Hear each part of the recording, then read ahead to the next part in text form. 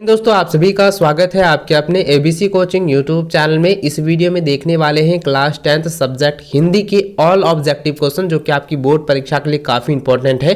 दोस्तों इस वीडियो को शुरू से लेकर अंत तक देखेंगे, जितने भी ऑब्जेक्टिव क्वेश्चन है उसको एक बार रिविजन जरूर कर लीजिएगा। इससे आपका लगभग जो है क्वेश्चन टच होने वाला है, लगभग 60% इससे जो है आपके बोर्ड की परीक्षा में प्रश्न पूछे जा सकते हैं। तो इसको आप लोग जो है शुरू से लेकर अंत तक देखेंगे। चलिए दोस्तों क्वेश्चन की ओर चलते हैं।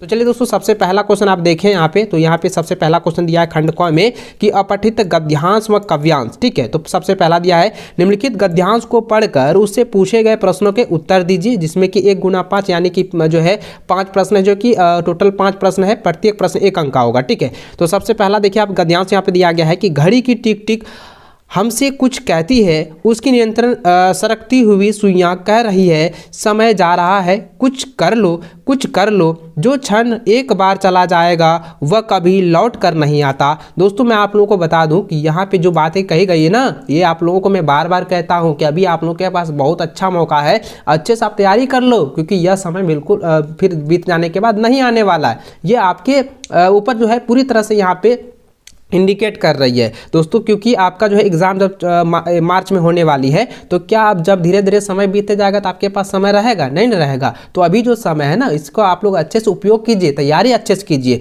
तो चलिए दोस्तों इस गद्यांश को जो है ना आप लोग अच्छे से जो है पढ़ लीजिएगा। मैं इसका डायरेक्ट जो है क्वेश्चन आंसर को चलता हूँ। तो देखिए इसका सबसे पहला क्वेश्चन यहाँ पे दिया गया है कि पहला क्वेश्चन है कि घड़ी के नियंत्रण सरकती हुई सुइयां से क्या कहती है। तो सुइयां क्या कहती है? तो कि कुछ आराम कर लो, कुछ घूम लो, नाच लो या कुछ कर लो। तो वो क्या कहती है? कुछ कर लो, क्योंकि यह जो समय है जो बीतते जा रहा है। तो ऑप्शन नंबर डी जो है इसका सही आंसर होगा। ठीक है, अगला क्वेश्चन 2 नंबर दिया गया है कि गांधी जी ने किस वस्तु का अधिक महत्व बताया। तो इसका आंसर क्या हो जाएगा? ऑप्शन नंबर सी हो जाएगा। समय का परख का जो है ये महत्वपूर्ण बातें जो है बताई गई है। ठीक है, तो ऑप्शन नंबर जो है सी इसका सही आंसर होगा। अगला क्वेश्चन है 3 नंबर की जीवन की कुंजी है। तो जीवन की कुंजी जो है वो क्या है? समय का मूल्य समझ कर काम करना, ये जीवन की कुंजी है। तो ऑप्शन नंबर डी इसका जो है सही आंसर होगा।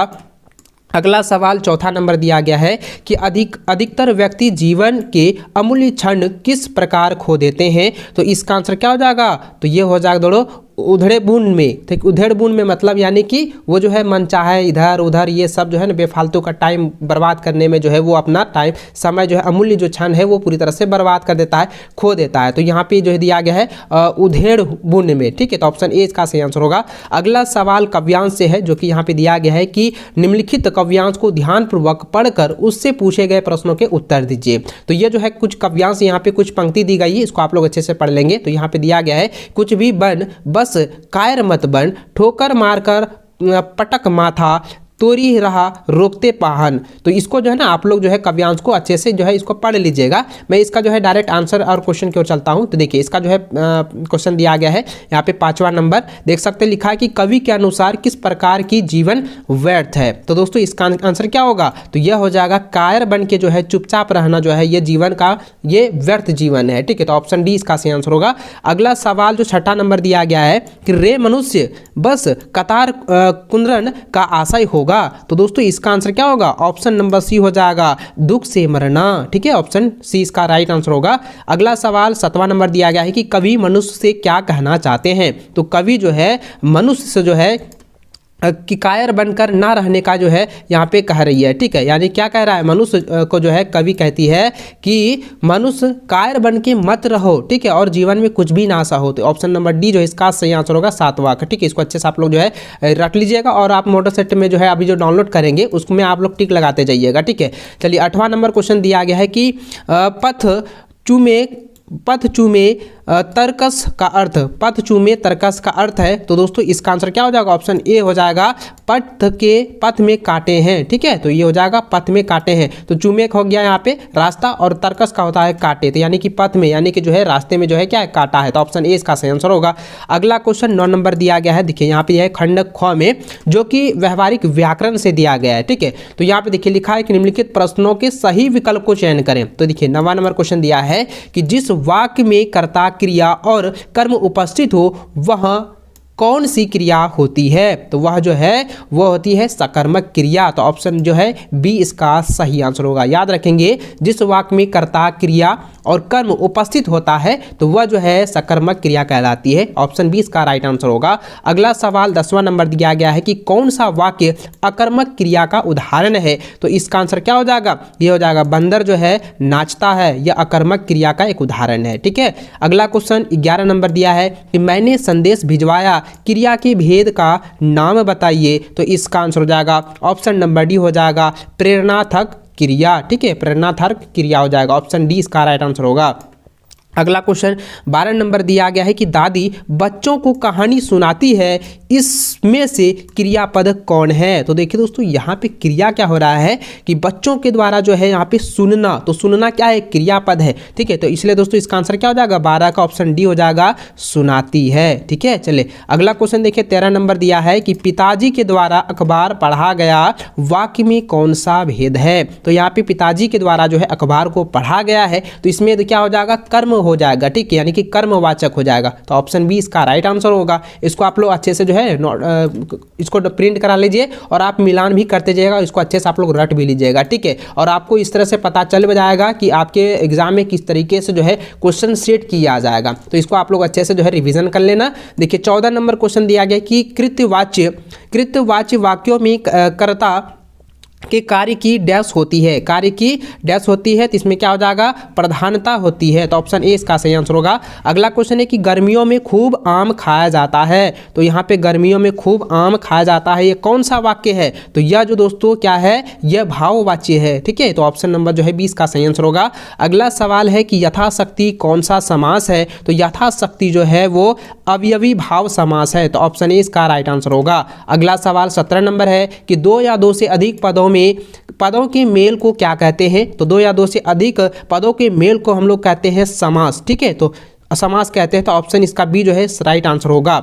अगला सवाल 18 नंबर देखें तो यहाँ पे दिया गया है, क्वेश्चन है कि जलज को अनेकार्थी नहीं है। तो जलज जो है जलज किसको हम लोग कहते हैं। तो आप लोगों को भली बात ही पता है, आप लोगों को मैंने बताया था कि पर्यायवाची शब्द आप लोग रट लीजिएगा, उसी में आप लोगों को मैंने बताया था कि जलज जो है क्या होता है। आप मुझे नीचे कमेंट करके बताएंगे कि जलज का अर्थ क्या होता है। और यहाँ पे ये क्वेश्चन दिया गया कि जलज का जो है अनेकार्थिक नहीं है, तो अनेकार्थिक कौन नहीं है, तो यह जो बादल है ना, ये क्या है, ये अनेकार्थी नहीं है। ठीक है, तो ऑप्शन डी इसका सही आंसर होगा, सॉरी डी आंसर होगा बादल। ठीक है, अगला क्वेश्चन 19 नंबर दिया गया कि समुच्चय बोधक अवयव के 2 प्रमुख भेद कौन कौन से हैं। तो इसका आंसर क्या हो जाएगा, यह हो जाएगा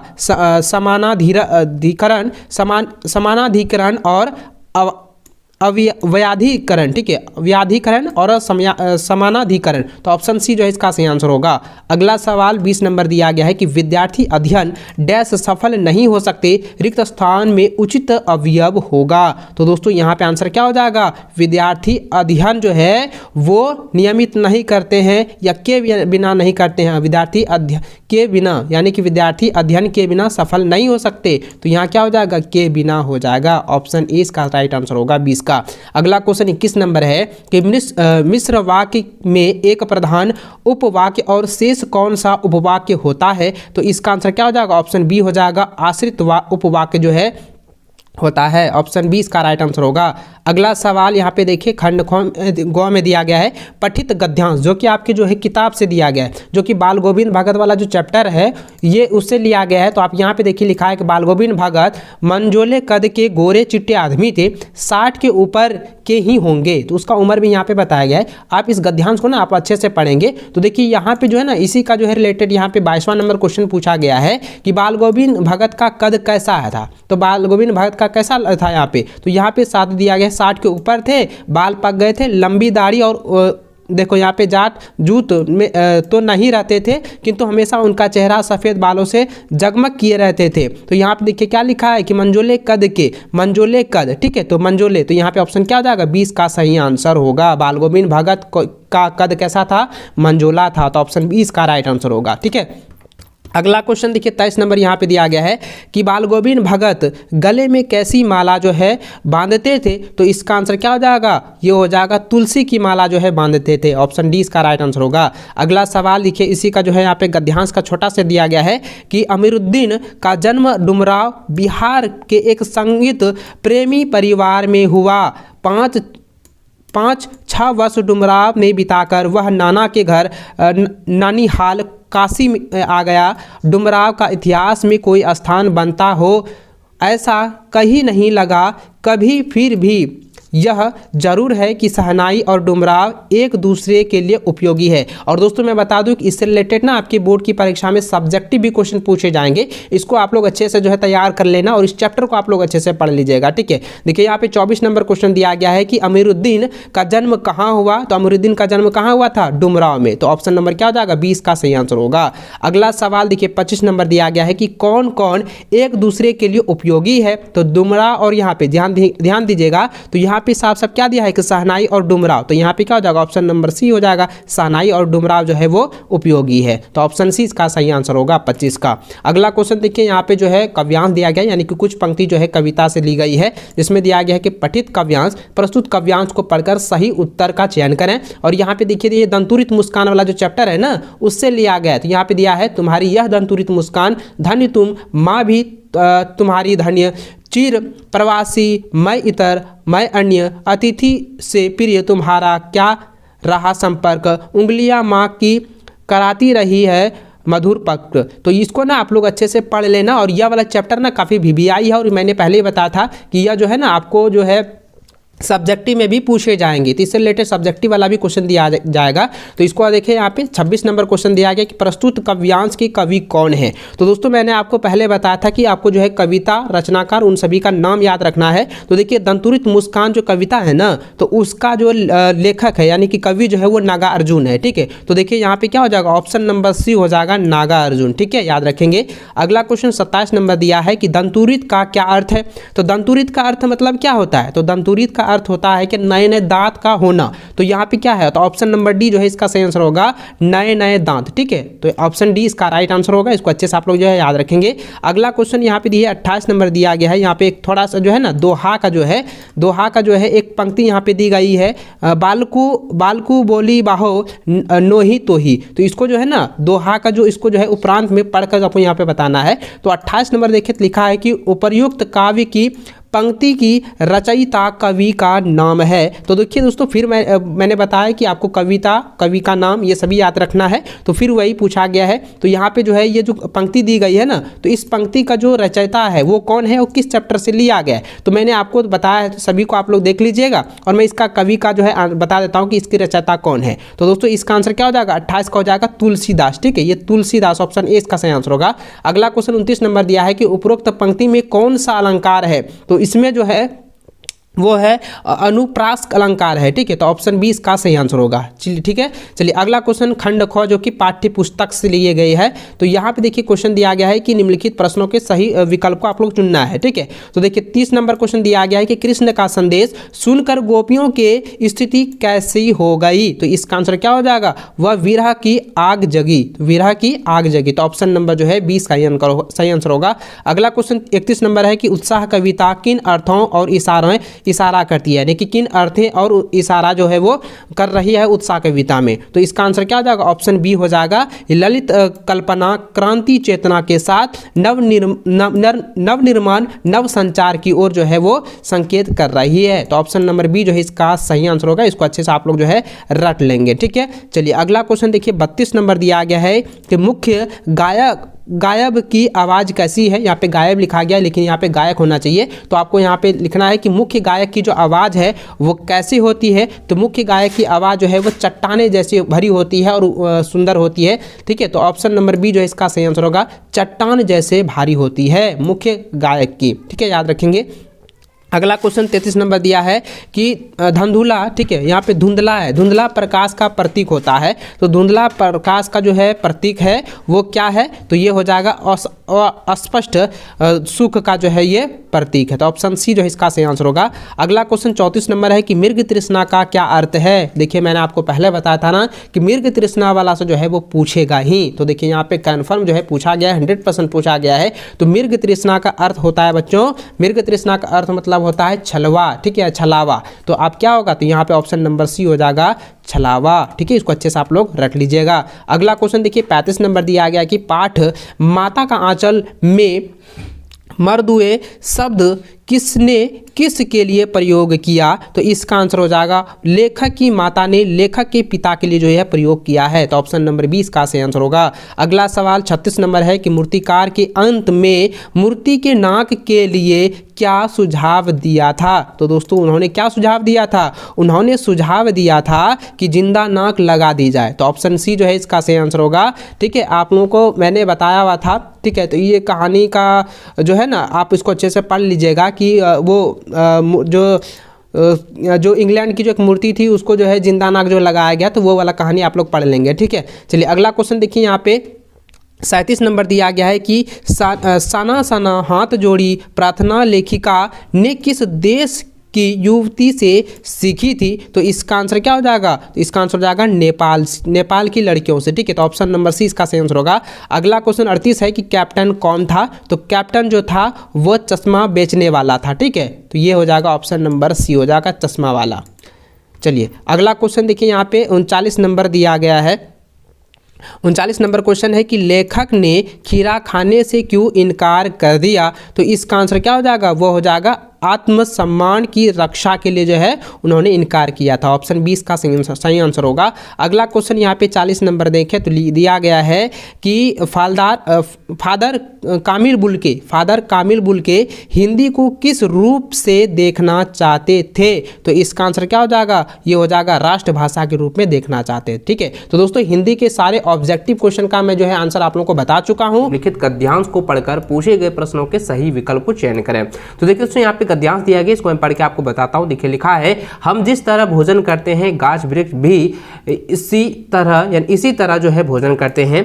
हमारे दांत है, कठोर चीज खा सकते हैं, नन्हे बच्चों के दांत नहीं होते, केवल वो दूध पी सकते हैं। गाछ वृक्ष के भी दांत नहीं होते, इसलिए वे केवल द्रव्य या वायु से भोजन ग्रहण करते हैं। चीनी में पानी डालने पर चीनी गल जाती है, माटी में पानी डालने पर उसके भीतर बहुत से द्रव्य गल जाते हैं। गाछ वृक्ष वे ही तमाम द्रव्य सोखते हैं। जड़ों को पानी ना मिलने पर पेड़ का भोजन बंद हो जाता है, पेड़ मर जाता है। तो दोस्तों इसके वृक्ष में यहाँ पे जो दिया गया है, ये जो गद्यांश दिया गया है, इसी से रिलेटेड जो प्रश्न दिए गए हैं उसको देखेंगे। तो देखिए यहाँ पे सबसे पहला सवाल दिया गया है कि गाछ वृक्ष का क्या अर्थ होता है? तो गाछ वृक्ष का अर्थ हो गया दोस्तों पेड़ पौधे। ठीक है, तो ऑप्शन ग इसका सही आंसर होगा। अगला प्रश्न दिया गया है कि गाछ वृक्ष के क्या नहीं होते? तो गाछ वृक्ष के जो है दांत नहीं होते हैं। ठीक है, ऑप्शन ख इसका सही आंसर होगा।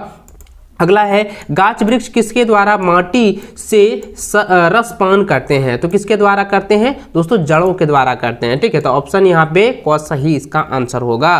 ठीक है, अगला प्रश्न दिया गया है कि पेड़ कब मर जाता है? तो पेड़ जो है पानी ना मिलने पर जो है मर जाता है। ठीक है, तो ऑप्शन ख जो इसका सही आंसर होगा। अगला प्रश्न की ओर चले तो देखिए अगला प्रश्न यहाँ पे काव्यांश से दी गई है, जिसमें कि यहाँ पे एक बहुत ही मोटिवेशनल जो है यहाँ पे पोएम यहाँ पे दी गई है, यानी कि काव्यांश दी गई है, जिसको आप देखें तो यहाँ लिखा है, लहरों से लड़कर नौका पार नहीं होती, कोशिश करने वालों की कभी हार नहीं होती। नन्ही चींटी जब दाना लेकर चढ़ती है, चढ़ती दीवारों पर 100 बार फिसलती है। मन का विश्वास रंगों में साहस भरता है, चढ़कर गिरना गिरकर चढ़ना ना अखरता है।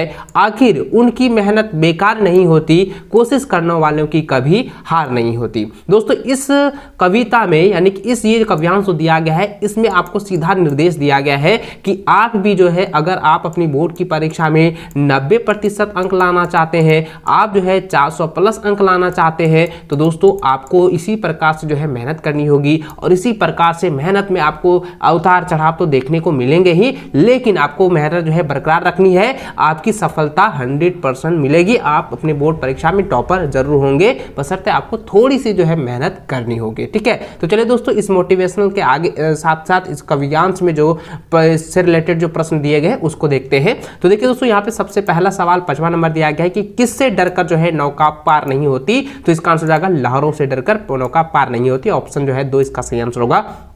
अगला प्रश्न है, नन्ही चींटी दाना लेकर कहां चढ़ती है?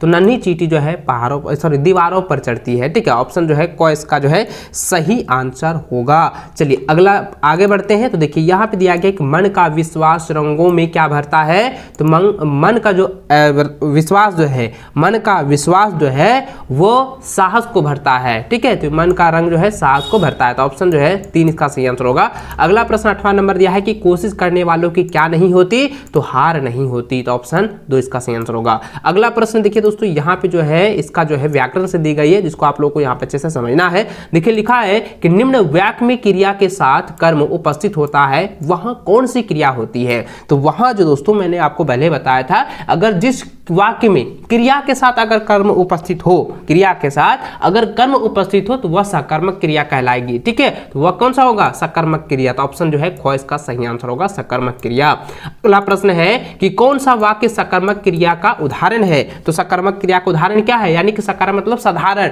जैसे सीता आम खाती है। ठीक है, तो यहाँ पे क्या हो जाएगा, ये सकर्मक क्रिया है। तो ऑप्शन जो है क इसका सही आंसर होगा। अगला प्रश्न है कि शिक्षक, ठीक है, शिक्षक विद्यार्थियों को पढ़ाते हैं, इस वाक्य की क्रिया का भेद बताइए। तो देखिए शिक्षक जो है विद्यार्थी को पढ़ाते हैं, तो यह एक सकर्मक क्रिया है। ठीक है, तो यहाँ पे जरा ध्यान दीजिएगा, ऑप्शन को इसका सही सटीक आंसर होगा। आगे दिया है कि मोहन आम खरीदता है, इस वाक्य में क्रियापद क्या है। तो क्रियापद क्या है, कौन सा काम हो रहा है, खरीदने का ना काम हो रहा है। तो इसलिए दोस्तों इसका आंसर क्या हो जाएगा, ये हो जाएगा ऑप्शन ग हो जाएगा, खरीदता है। अगला क्वेश्चन यहाँ पे दिया गया है कि मुझसे चला नहीं जाता, वाक्य में कौन सा भेद है। देखिए मुझसे चला नहीं जाता, तो यहाँ पे क्या है कि हम अपने भावों को प्रतीत कर रहे हैं, व्यक्त कर रहे हैं, तो ये कौन सा हो जाएगा, भाव्य वाच्य हो जाएगा। ठीक है, याद रखेंगे, इस प्रकार से आपके बोर्ड की परीक्षा में भी प्रश्न पूछे जाएंगे। ठीक है, तो ऑप्शन ग जो है इसका सही आंसर होगा, भाव्य वाच्य। आगे देखिए दिया गया है 14 नंबर की कर्तव्यवाच्य। ठीक है, कर्तव्यवाच्य वाक्य में क्रिया का लिंग और वचन डैश के अनुसार होता है। तो डैश के अनुसार होता है, मतलब यहाँ पे कहने का मतलब यह है, कर्तव्यवाच्य का जो वाक्य और में क्रिया का जो लिंग होता है और वचन जो होता है वो कर्ता के अनुसार होता है, यानी कर्ता जिस प्रकार से संबोधित करेगा वही लिंग और वचन को भी अनुबोध करेगा। इसलिए ऑप्शन क इसका सही आंसर होगा। अगला सवाल है कि अब यहां से चला जाए किस वाक्य का उदाहरण है। तो यहां से चला जाए ये जो है भाव्य वाच्य का उदाहरण है, यानी कि हम अपने भावों को व्यक्त कर रहे हैं कि नहीं अब यहाँ पे नहीं ठहरना चाहिए, अब हमें घर की ओर चलना चाहिए, यहाँ से निकलना चाहिए, चलना चाहिए। तो ये जो है हम अपनी भावों को जो है व्यक्त कर रहे हैं, तो इसलिए इसका आंसर जाएगा भाववाच्य। ठीक है, ऑप्शन ग इसका सही आंसर होगा। अगला सवाल है कि भरपेट कौन सा समास है। तो भरपेट जो है ये कौन सा है, अवयवी समास है, ऑप्शन क। ठीक है, अगला सवाल है कि तत्पुरुष समास में पद प्रधान होता है, तो कौन सा प्रधान होता है, अंतिम पद जो है प्रधान होता है, ऑप्शन ख इसका सटीक आंसर होगा। अगला सवाल है कि निम्नलिखित में मित्र का अनेकार्थी कौन नहीं है। तो मित्र का अनेकार्थी कौन नहीं है बच्चों, जरा ध्यान दीजिएगा, दोस्त, सूर्य और यहाँ पे ए भी दिया है और घर। तो यहाँ पे क्या हो जाएगा, इसमें कहता है अनेकार्थी शब्द यहाँ पे कौन नहीं है, तो घर जो है अनेकार्थी शब्द नहीं है, ऑप्शन घ इसका सटीक आंसर होगा। अगला सवाल 19 नंबर देखें, तो यहाँ दिया गया है कि इनमें से अवयव का भेद नहीं है। तो इनमें से अवयव का भेद कौन सा नहीं है, क्रिया जो है अवयव का भेद नहीं है, ऑप्शन को इसका सही आंसर होगा। अगला सवाल है कि जिस वाक्य में प्रधान उपवाक्य एक या एक से अधिक आश्रित उपवाक्य होते हैं उसे कथन कहते हैं। तो उसे जो है मिश्र कथन कहते हैं, ऑप्शन ख इसका सटीक आंसर होगा। अगला सवाल देखें, यहाँ 21 नंबर दिया गया है कि गर्मी, बहुत गर्मी है, रिक्त स्थान में उचित अवयव भरिए। यानी कि यहाँ पे क्या लिखेंगे, उफ बहुत गर्मी है, इस तरह से हम कहते हैं कि उफ बहुत गर्मी है। तो यहाँ पे क्या हो जाएगा, ऑप्शन ख इसका सटीक आंसर होगा। अगला सवाल देखें दोस्तों, यहाँ पे जो है खंडगौ में दिया गया पठित गद्यांश से। ठीक है, तो आप देखें तो यहाँ पे दिया गया है, ये जो आपका नेताजी चश्मा वाला है उसी चैप्टर से ली गई है। देखिए लिखा है कि पान वाले के खुद के मुंह में पान ठूसा हुआ था, वह एक काला मोटा और खुश मिजाज आदमी था। हलदार साहब का प्रश्न सुनकर, यानी प्रश्न सुनकर वह आंखों ही आंखें में हंसा, यानी कि मन ही मन जो है मुस्कुराने लगा। तो वो जो है, अब यहाँ पे जो इसका ध्यान से रिलेटेड जो प्रश्न पूछे गए हैं उसको देखते हैं। देखिए यहाँ पे दिया गया है 22 नंबर की प्रस्तुत अंश में किस पाठ से लिया गया है। तो यहाँ पे किस पाठ से जो है ये प्रस्तुत पंक्ति जो है ली गई है। तो ये जो कविता, सॉरी ये जो पंक्ति जो ली गई है, ये पंक्ति किस कहानी से ली गई है बच्चों, ये तो आप लोगों को ऑलरेडी पता होगा क्योंकि आपने पढ़ा था कि नेताजी के चश्मा। ठीक है, पढ़ा तक ना, तो आप लोग पढ़े होंगे। तो इसका आंसर क्या हो जाएगा, ये हो जाएगा ऑप्शन नंबर को हो जाएगा, नेताजी का चश्मा से ये पाठ से ली गई है। ठीक है, चलिए अगला सवाल दिया गया है 23 नंबर की, पान वाले ने मुंह में क्या ठूस रखा था? तो पान वाले ने जो है मुंह में जो है पान ठूस के रखा था। ठीक है, तो ऑप्शन गो इसका सटीक आंसर होगा। अगला सवाल देखिए दिया गया है कि शहनाई के इसी मंगल ध्वनि के नायक बिस्मिल्लाह खां साहब 80 बरस के सुर मांग रहे हैं। सच्चे सुर की नेमत 80 बरस के पांचों वक्त वाली नमाज इसी सूर को पाने की प्रार्थना में खर्च हो जाता है। और इसका सवाल दिया गया है कि शहनाई की ध्वनि को क्या कहा जाता है? तो शहनाई की ध्वनि को जो है मंगल ध्वनि कहा जाता है। ऑप्शन ख इसका सटीक आंसर होगा। अगला सवाल है कि लेखक ने शहनाई के मंगल ध्वनि का नायक किसे कहा है? तो बिस्मिल्लाह खां साहब को कहा है। तो ऑप्शन क इसका सटीक आंसर होगा। अगला सवाल देखिए दिया है दोस्तों, पठित गद्यांश से काव्यांश दी गई है। इसमें लिखा है कि पुरइनी पात रत जल भीतर तारस देह ना दागी जयो जल माह ते की गागरी बुंद नात को लागे। तो यहाँ पे दिया गया कि पुरइन पात का क्या अर्थ है? तो पुरइन पात का अर्थ है दोस्तों कमल का पत्ता। ठीक है, ऑप्शन यहाँ पे गॉस का सटीक आंसर होगा। अगला सवाल है कि इस पद के रचयिता कौन है? तो इस पद के रचयिता है सूरदास। ठीक है, याद रखेंगे, ऑप्शन घ इसका सटीक आंसर होगा। चलिए अगला सवाल 28 नंबर दिया गया है। इसमें लिखा है कि मुख्य गायक के चट्टान जैसे भारी स्वर के साथ देती है वह आवाज सुंदर कमजोर कांपती हुई थी। वह मुख्य गायक का छोटा भाई है या उसका शिष्य? इसमें यहाँ पे इसी से रिलेटेड सवाल दिया गया है कि मुख्य गायक की आवाज कैसी है? तो मुख्य गायक की जो आवाज है वो चट्टाने जैसे भरी है। तो दोस्तों इसका आंसर क्या हो जाएगा? ऑप्शन ख हो जाएगा, चट्टान जैसे भारी। अगला सवाल है कि किसकी आवाज को कमजोर एवं कांपती हुई बताया गया है? तो इसका आंसर क्या हो जाएगा? मुख्य गायक की नहीं, संगतकार की, यानी कि जो उनके जो संगतकार है उसकी जो है उसके साथ में जो गा रहे हैं उनकी जो आवाजें हैं वो कमजोर और कांपती हुई दिखाई दे रही है, नजर प्रतीत हो रही है। ठीक है, चलिए आगे बढ़ते हैं खंड ग की ओर। तो यहाँ पे देखिए दोस्तों, यह जो है आपके पाठ्य पुस्तक से ली गई है, जिसमें कि 30 नंबर सवाल दिया गया है कि गोपियों ने बड़ी भागी, ठीक है, बड़ी भागी किसे कहा है? तो बड़ी भागी जो है उद्धव को कहा है। ठीक है, तो ऑप्शन को इसका सटीक आंसर होगा। अगला सवाल है कि परशुराम ने मंदबुद्धि बालक किसे कहा है? तो लक्ष्मण को कहा है। ऑप्शन ख इसका सटीक आंसर होगा। अगला सवाल है कि मृतक में जान डालने की सशक्ति किसमें है? तो सशक्ति किसमें है? बच्चों की मुस्कान में है। तो ऑप्शन घ जो इसका सही आंसर होगा। अगला सवाल है कि फसल किसका गुणधर्म है? तो फसल जो है किसका गुणधर्म है? ये काफी वीवीआई सवाल है, ये हाथों का गुणधर्म है। तो ऑप्शन जो है घ इसका सटीक आंसर होगा। अगला सवाल है कि कविता में छाया का अर्थ क्या है? तो छाया का अर्थ है दोस्तों दुख। ठीक है, तो ऑप्शन घ इसका सटीक आंसर होगा। अगला सवाल है कि भोलानाथ अपने हम जोलियों के दल में मिलकर क्या करने लग जाते हैं? यानी दोस्तों भोला जो है अपने संग साथियों के साथ मिलकर जो है वो क्या करने लग जाते हैं? खेल और तमाशे करने लग जाते हैं। तो ऑप्शन गो इसका सटीक आंसर होगा। चलिए अगला सवाल देखिए 36 नंबर दिया गया है। जॉर्ज पंचम की लॉग कहाँ स्थित है? तो यह जो है दिल्ली में स्थित है। ठीक है, याद रखेंगे, ऑप्शन ख इसका सटीक आंसर होगा दिल्ली। अगला सवाल देखिए दिया है गंतो का क्या अर्थ है? तो गंतो का अर्थ होता है पहाड़। ठीक है, ऑप्शन घ इसका सटीक आंसर होगा। अगला सवाल है कि फादर कामिल बुल्के हिंदी को किस रूप में देखना चाहते थे? तो यह जो है अंतर्राष्ट्रीय भाषा के रूप में देखना चाहते थे। ऑप्शन घ इसका सही आंसर होगा। इसको आप लोग अच्छे से याद रख लें। अगला सवाल देखें, यहाँ दिया गया कि लेखिका के पिता का स्वभाव कैसा था? तो वह जो है क्या था? लेखिका के जो पिता हैं उनके जो स्वभाव है वो पूरी तरह से जो है सक्की नजर से हैं। ठीक है, तो सक्कीपन है। तो यहाँ पे जो हो जाएगा ऑप्शन घ हो जाएगा। ठीक है, चलिए सक्की। अगला सवाल है कि बाल गोविंद भगत किस कला में निपुण थे? तो बाल गोविंद भगत जो है वो संगीत के कला में निपुण थे, इसलिए इसका आंसर हो जाएगा ऑप्शन ग हो जाएगा संगीत। ठीक है दोस्तों, इसमें लिखा है कि निम्नलिखित गद्यांश को पढ़कर पूछे गए प्रश्नों के सही विकल्प का चयन कीजिए। देखिए यहाँ पे गद्यांश इस प्रकार दिया है कि विद्यार्थी जीवन को मानव जीवन की रीढ़ की हड्डी कहे तो कोई युक्ति नहीं होगी। विद्यार्थी काल में बालक में जो संस्कार अमिट रहते हैं, इसलिए इसी काल को आधारशिला कहा जाता है।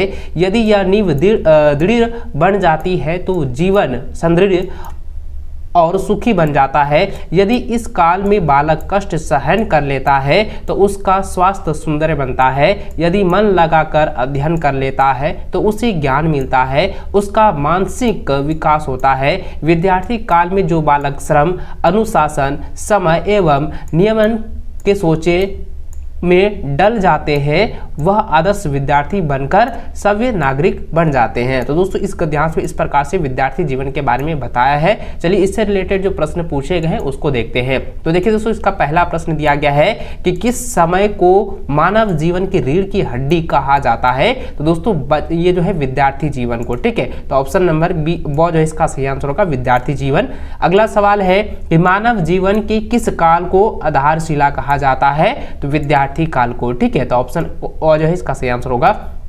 अगला सवाल है कष्ट सहन करने से बालक का क्या सुंदर बनता है। तो दोस्तों स्वस्थ सुंदर बन जाता है, ठीक है। क्या हो जाता है? स्वास्थ्य सुंदर बन जाता है। ऑप्शन नंबर जो है स्व इसका सही आंसर होगा। अगला सवाल यहाँ पे चौथा नंबर दिया गया है कि मन लगाकर अध्ययन करने से विद्यार्थी का कैसा विकास होता है। तो दोस्तों इसका आंसर हो जाएगा मानसिक, ठीक है। मानसिक और सांस्कृतिक विकास होता है, साथ में सामाजिक, पारिवारिक सभी प्रकार की जो है विकास होती है। तो दोस्तों यहाँ पे सवाल जो पूछा गया काफ़ी पेचीदा है और यहाँ पर आप जो है पैसेज में देखें तो यहाँ पे साफ साफ ये बताया गया है कि विद्यार्थी काल में जो बालक जो है श्रम, अनुशासन, समय का नियम को सोचने में डल जाता है वह एक आदर्श विद्यार्थी बनकर जो है सब नागरिकों के साथ जो है शामिल होता है। तो यहाँ पे दोस्तों यहाँ पे देखिए तो यहाँ पे क्या लिखा है कि सांस्कृतिक या सामाजिक, तो यहाँ पे क्या हो जाएगा दोस्तों ये सामाजिक हो जाएगा और सांस्कृतिक दोनों हो जाएगा, ठीक है। तो यहाँ पे और दो दोनों हो जाएगा। तो यहाँ पे ऑप्शन जो है आपका और दो डायरेक्ट राइट आंसर हो जाएगा, ठीक है। चलिए अगला सवाल दिया गया कि निम्नलिखित काव्यांश को पढ़कर पूछे गए प्रश्नों का सही विकल्प का चयन करें। तो दोस्तों इस पद्यांश को जो है आप लोग अच्छे से पढ़ लीजिएगा और इसी से जो है रिलेटेड जो प्रश्न पूछे गए उसका मैं आंसर देते जाऊंगा। तो देखिए दोस्तों आप कॉपी में नोट कर लीजिए। देखिए सबसे पहला दिया गया है कि राही एकाकीपन का अनुभव कब करता है। तो दोस्तों इसका आंसर हो जाएगा ऑप्शन नंबर हो जाएगा विफल होने पर, ठीक है। अगला सवाल है कि कवि किस पथ को ना भूलने की बात कर रहे हैं। तो इसका आंसर हो जाएगा दोस्तों कर्तव्य पथ को, ठीक है। तो ऑप्शन बोर्ड इसका सही आंसर होगा। अगला सवाल है कवि ने कांटे शब्द का प्रयोग किसके लिए किया है। तो कांटे शब्द का प्रयोग जो है उन्होंने बाधा को बोधित करने के लिए क्या है, ठीक है। यानी कि अगर रास्ते में बाधा आ जाता है क्या होता है, रास्ते में कांटा आ गया, इस तरीके से हम मुहावरे के रूप में कहते हैं। तो इसलिए दोस्तों ऑप्शन ओ इसका सही आंसर होगा। अगला सवाल 8वां नंबर दिया है कि कविता के पाठिक किसे जो है अर्थ में प्रयुक्त हुआ है। यानी कि यहाँ पे कह रहा है कि कविता में पाठिक किसा अर्थ में प्रयुक्त हुआ है। तो इसका आंसर क्या हो जाएगा बच्चों, ये हो जाएगा राहगिरी, ठीक है। राहगी हो जाएगा ऑप्शन नंबर गो, ठीक है। चलिए अगला सवाल जो है आपका बहुकल्पिक प्रश्न जो कि यहाँ पे व्याकरण से दी गई है, जिसमें आप देखें तो यहाँ दिया गया है कि जिस वाक्य में कर्ता स्वयं क्रिया को पूरा ना करे करके किसी दूसरे के माध्यम से क्रिया को पूरा करवाता है उसे कहते हैं। तो दोस्तों मैंने इसके बारे में बहुत बार आप लोगों को बताया और प्रत्येक मॉडल सेट में ये इसका जो है ये सारा घुमा के क्वेश्चन दे रहा है। तो ये जो होगा ये सकर्मक क्रिया होगा, ठीक है। यहाँ पे क्या है ये जो है डायरेक्ट जो है वाक्य जो है कर्ता के स्वरूप जो है हो रहा है, कर्ता के द्वारा बोध हो रहा है, इसलिए सकर्मक क्रिया होगा ऑप्शन ए, ठीक है। तो दूसरा नंबर देखिए दिया गया है। अगला 10वां नंबर दिया है कि कौन सा वाक्य अकर्मक क्रिया का उदाहरण है। तो कौन सा वाक्य जो है अकर्मक क्रिया का उदाहरण है। तो इसका आंसर हो जाएगा वे लोग मैदान में दौड़ रहे हैं, ठीक है। तो ऑप्शन नंबर क इसका सही आंसर होगा। अगला सवाल दिया गया है कि हवा धीरे धीरे बह रही है, इस वाक्य की क्रिया का भेद क्या है। तो यहाँ पे दोस्तों क्या है, यह जो है अकर्मक क्रिया है क्योंकि हवा जो है धीरे धीरे बह रही है। यहाँ पे बोधित यहाँ पे अन्य कर्ता के द्वारा किया जा रहा है, ठीक है। तो यहाँ पे क्या हो जाएगा अकर्मक क्रिया हो जाएगा। अगला सवाल दिया गया है कि सभी मैदान में खेल रहे हैं, इसमें क्रिया पद क्या होगा। तो सभी क्या हो जाएगा खेल रहे हैं, तो गो नंबर जो इसका सही आंसर होगा, ठीक है। अगला सवाल है कि मैं कहानी पढ़ता हूँ, किस वाक्य का उदाहरण है, कृतिवाच्य, क्रमवाच्य, भाववाच्य या आकृतिवाच्य। तो दोस्तों इसका आंसर क्या होगा, क्योंकि आप मुझे कमेंट करके बताएं, क्योंकि दोस्तों यहाँ पे 13 नंबर जो सवाल है ना, ये मैंने बहुत बार आप लोगों को बताया हुआ है। क्योंकि मैं कहानी पढ़ता हूँ तो ये क्या है, ये कृतिवाच्य है, ठीक। क्या है, कृतिवाच्य, ऑप्शन को इसका सही आंसर होगा। अगला सवाल है कि जिस वाक्य क्रिया हमेशा पुल्लिंग, एक वचन एवं अन्य पुरुष में होती है वह वाच्य है। तो वह वाच्य क्या है, ऑप्शन नंबर गो हो जाएगा, वह क्या है भाववाची होगा। ठीक है, ऑप्शन ग इसका सही आंसर होगा।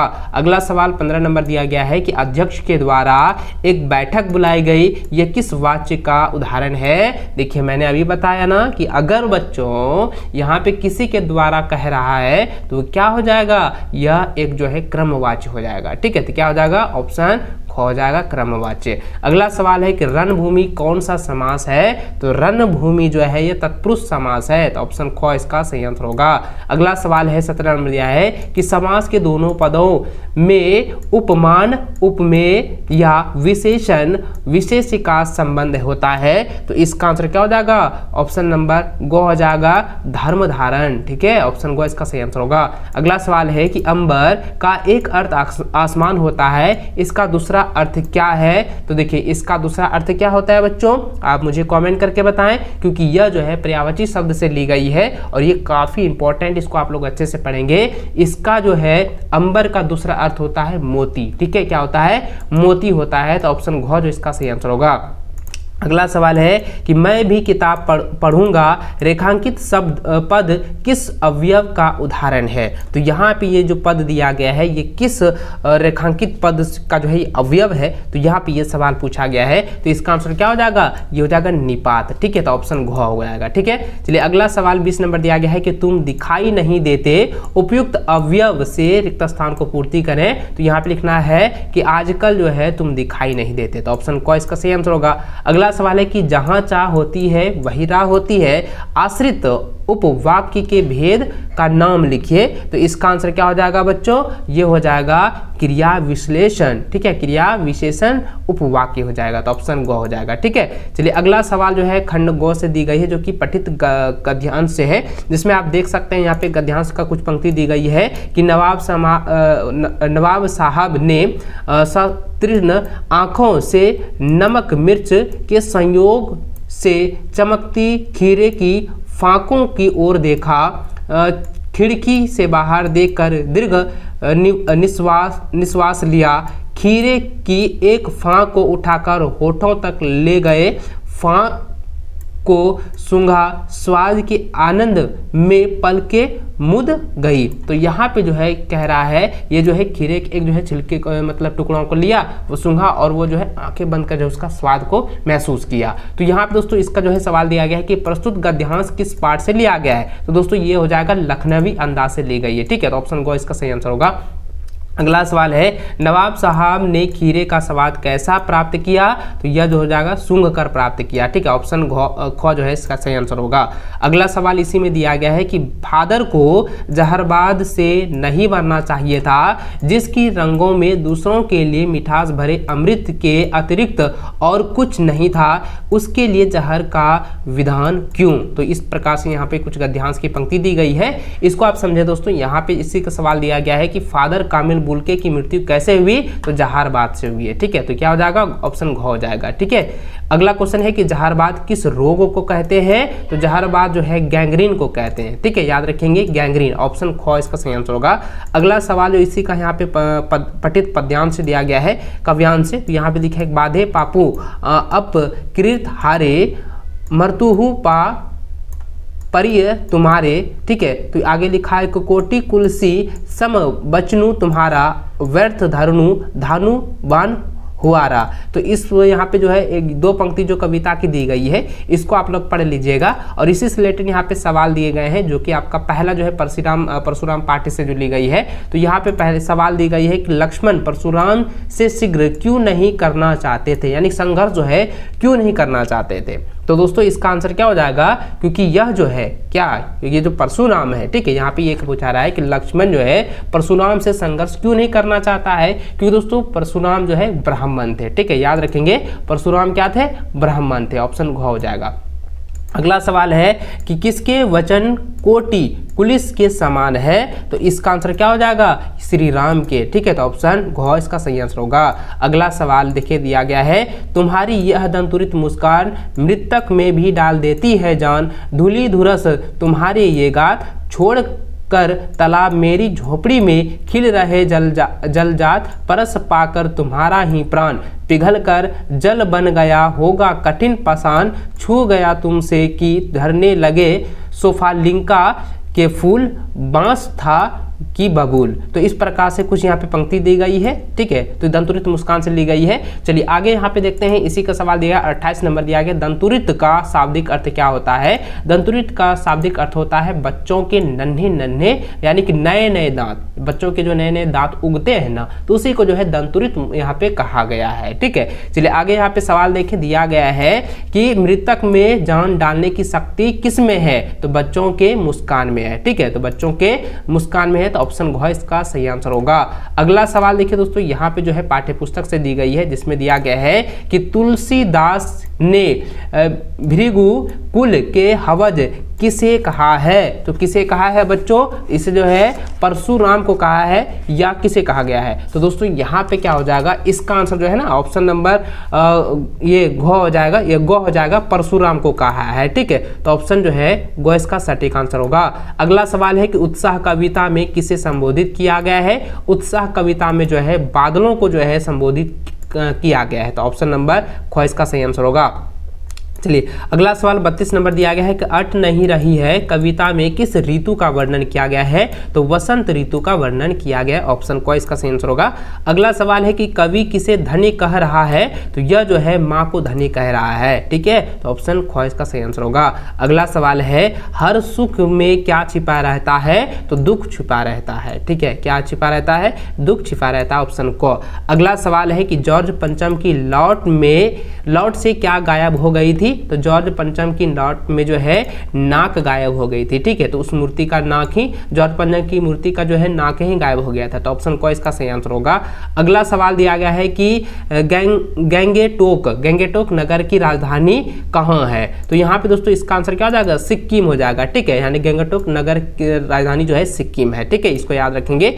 अगला सवाल दिया गया 37 नंबर, बाबूजी की पूजा वाली आचमनी, ठीक है, आचमनी क्या बनती थी। तो यह हो जाएगा कलछी बनती है, ठीक है। तो क्या हो जाएगा, कलछी बनती। तो ऑप्शन ख। अगला सवाल है कि फादर कामिल बुल्के की मृत्यु कैसी हुई थी। तो जहरबाद से हुई थी। अभी मैंने जस्ट आप लोगों को गद्यांश में आप लोगों को बताया था, ठीक है। इसका आंसर क्या हो जाएगा, ऑप्शन घ हो जाएगा, जहरबाद से। अगला सवाल है कि बाल गोविंद भगत क्या थे। तो बाल गोविंद भगत जो है गृहस्थ थे, लेकिन दोस्तों आप लोगों ने पढ़ा होगा कि बाल गोविंद भगत गृहस्थ होते हुए भी साधु, सन्यासी और महात्मा थे, ठीक है। तो लेकिन क्या हो जाएगा, उसका सटीक आंसर हो जाएगा वे जो है गृहस्थ थे, ठीक है। चलिए अगला सवाल 40 नंबर दिया गया कि बिस्मिल्लाह खां के पिताजी कहाँ के शहनाई बजाते थे, यानी कहाँ शहनाई बजाते थे। तो ये हो जाएगा मंदिर में जो है शहनाई बजाते थे, ठीक है। तो ऑप्शन मंदिर में हो जाएगा और गुरुद्वारा में हो जाएगा, ठीक है। ये दो जगह हो जाएगा और यहाँ पे मस्जिद में भी कभी कभी बजाते थे, ठीक है। तो ये तीनों जगह हो जाएगा, ठीक है। तो इसलिए दोस्तों इस तीनों का भी आप आंसर याद रखेंगे और इसका सटीक जो आंसर होगा वो मंदिर में हो जाएगा, ऑप्शन क, ठीक है। इसको अच्छे से आप लोग कॉपी में नोट कर लीजिए। इन सभी क्वेश्चन को आप एग्जाम से पहले अच्छे से रट लीजिएगा, क्योंकि इसी में से कई सारे क्वेश्चन आपकी बोर्ड की परीक्षा में कंफर्म आने वाला है, ठीक है। तो चलिए दोस्तों मिलता है नेक्स्ट में। इस वीडियो को अभी तक लाइक नहीं किया तो वीडियो को लाइक अपने सभी दोस्तों के साथ शेयर करें। चैनल पर पहली बार आए, चैनल को सब्सक्राइब करके बेल आइकन को प्रेस जरूर कर लें।